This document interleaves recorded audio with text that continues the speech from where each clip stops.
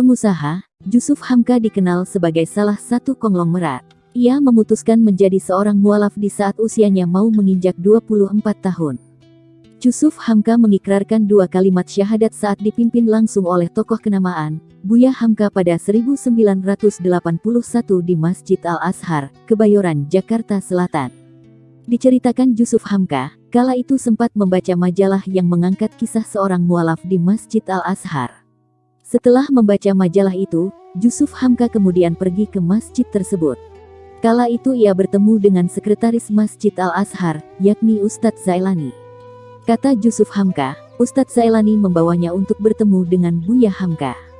Saat bertemu dengan Buya Hamka, Jusuf Hamka sempat meminta waktu 1 hari untuk bisa mengucapkan kalimat syahadat.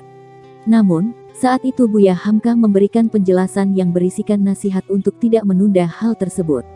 Saya bilang besok saya belajar dulu. Buya Hamka bilang, kalau kamu pulang belum muslim tapi kamu niat masuk Islam, kamu kenapa-kenapa, kecelakaan, meninggal sebagai non-muslim, dosanya di Buya.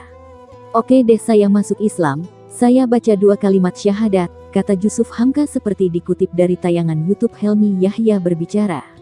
3 bulan setelah menjadi seorang mualaf, Jusuf Hamka kemudian diminta untuk datang menghadiri syukuran yang dibuat Buya Hamka di kediamannya.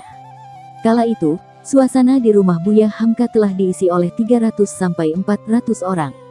Siapa sangka di momen itu, Jusuf Hamka diangkat oleh Buya Hamka sebagai anak angkatnya.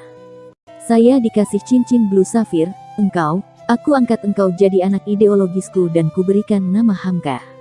Kau kuberi tugas adalah membawa saudara teman Tionghoa bawa ke agama leluhurmu Islam, selanjutnya kau harus harumkan nama Islam. Saya bilang, saya enggak bisa ngaji, dia bilang, mengharumkan Islam gak harus menghafalkan ayat-ayat.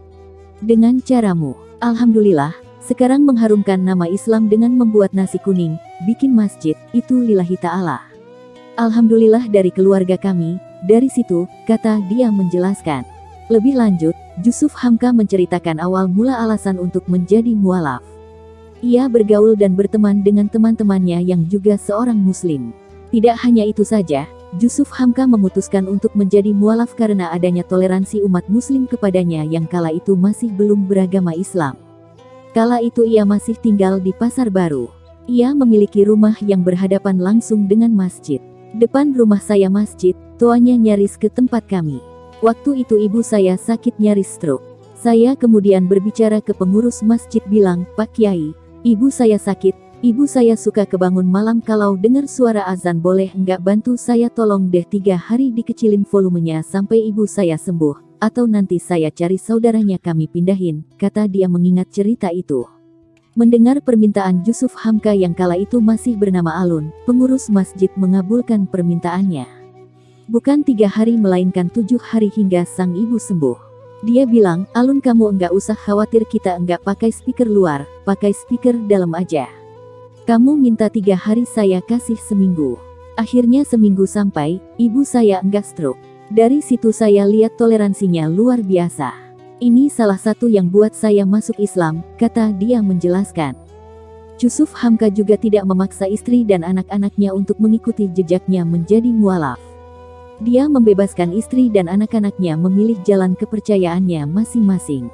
Hingga akhirnya istri dan anak-anaknya memilih untuk jadi muslim.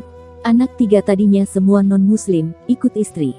Sekarang slow but sure, mereka became a muslim.